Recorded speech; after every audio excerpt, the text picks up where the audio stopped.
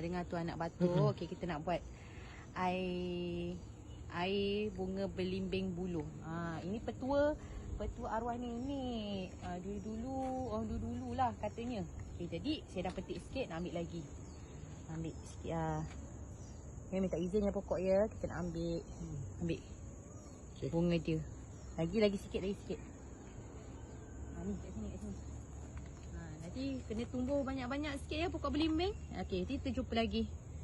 Okey, nanti kita akan rebus dia. Lepas tu dah sejuk nanti bagi anak minum. Okey.